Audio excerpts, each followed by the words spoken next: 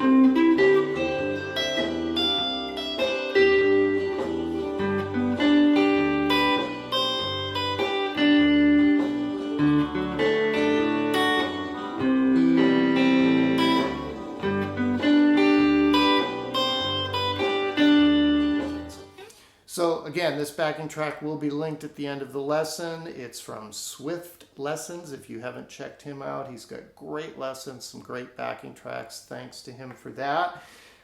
So in the key of G, we have a G. The 4 chord is a C. The 5 chord is a D. As I said in the last lesson, when he goes back down from the 5 to the 4, he does a little A minor thing briefly over the 4. Don't worry about that for our purposes. You should know that A minor is the relative minor of C major, so we can play C major licks over that part of the progression and it works just fine. I want to keep things simple here. 1-4-5. Okay, so the cool thing about the E or F shape and the A shape is the beginning of the arpeggio lick is exactly the same pattern. So over the G chord of the E or F shape, you're going to start with your middle finger on the root note G, the 3rd fret 6th string, and your 1-3-5 is G, B, D, right? So you're going 3rd fret, 2nd fret 5th string, 5th fret 5th string. This note is the only note where you're stepping briefly out of your known shape here. So the rest of it's just out of that shape that you know and love. So it's kind of easier when you get to that D note to lay your ring finger over the G note on the 5th fret 4th string, just to make your arpeggio a little bit smoother. So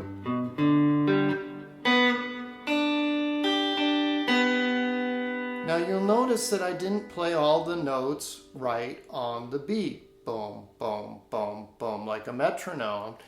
And that's just to try to show you that you can make little melodies out of these arpeggios by altering the timing. You don't have to do my exact timing when you're practicing along with this. And in fact, of course, if you're playing a solo, you're not going to just play major triad arpeggios over all 3 chords. This is just more of an exercise that you can use to get yourself feeling fluid with arpeggio. This is just so that when you are stuck in a solo, you know you're over a D chord and you're like, oh, okay, there it is. You know, I can do something there with an arpeggio. So that's our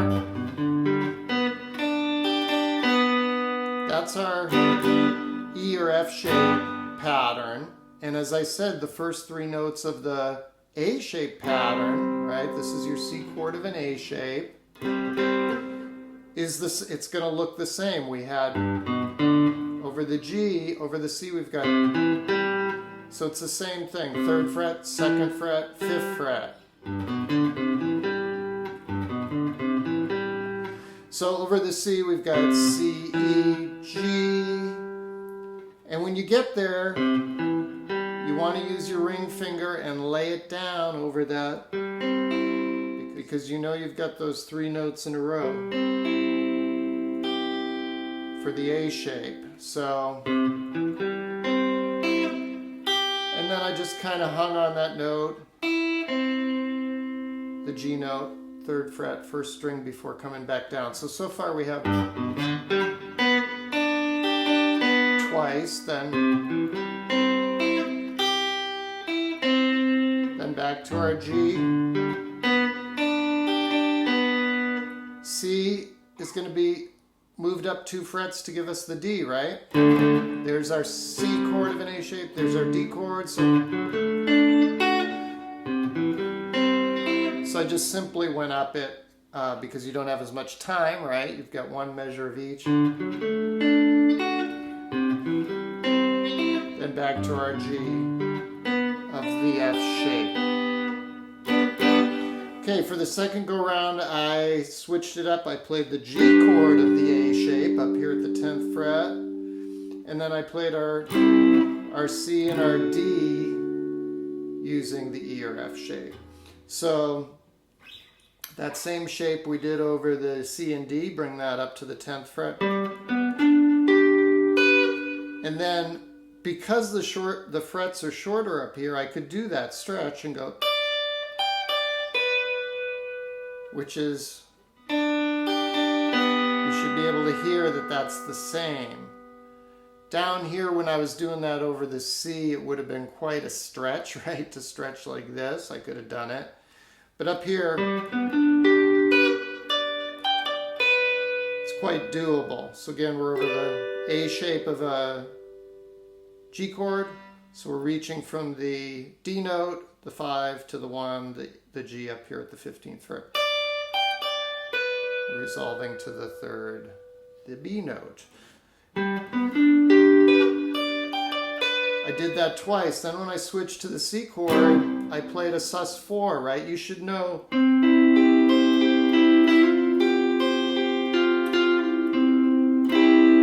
that your sus4 over the F shape is on the 3rd string, going up a half step from your major 3rd to your 4. That's your sus4. So I went.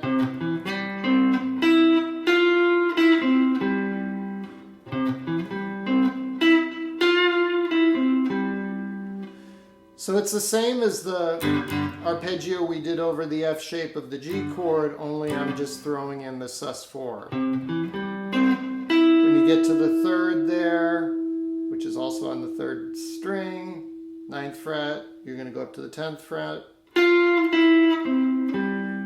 and then just come back down on the 10th fret, 4th and 5th strings. When I went back to the G, I also did a sus4. This is the only time I did a sus4 over the A shape, and it goes like this.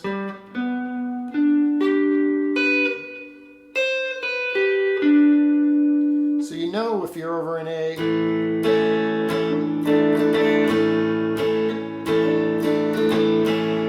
you've done that a million times. That's all we're doing up here with an octave of a G chord.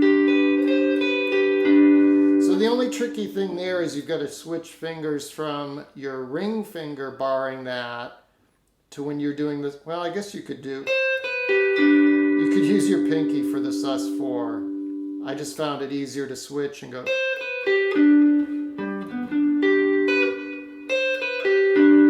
So I just did that once, and then over the D, I went, just ran up it just like I did here.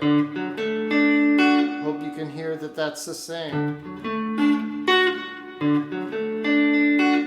And then over the C, same thing. And then finally back to the third go round, we're switching to the D shape. Where's our D shape of a G chord? Again, it's here. And you should see that, as I've talked about in many other lessons, the C and the D shape from Caged are the same. The G and the A shape are the same. Cage unnecessarily, in my opinion, adds 2 extra shapes. Because you can see that the C chord up 2 frets is a D chord. And when you bring it up here, it's a G chord. Right? Very few people will do this, right? Because it's awkward. But as an arpeggio, it's not awkward.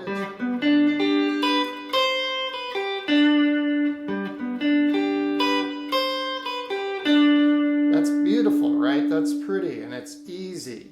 Came up to the C, did the same thing. G, did the same thing. D, we don't have time for the sus4, so we're just running up it. Just like we did. Just like we did. Hope you can hear that those are all the same. And then C chord. You're just running up a C chord. And then back to the...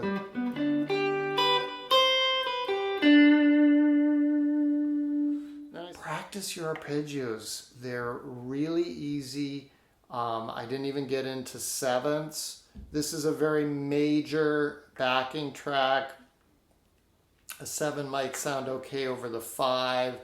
But there's a lot of other chord progressions where you can arpeggiate with 7ths. You can arpeggiate, obviously, with 9th chords, with any chord for that matter. But over a very major progression like this, you're going to pretty much stick to your major triads and some sus4s like we did here today. But mess around with the timing of it. Play them all over the neck and just have some fun with it. I hope that works for you, and thanks as always for joining me.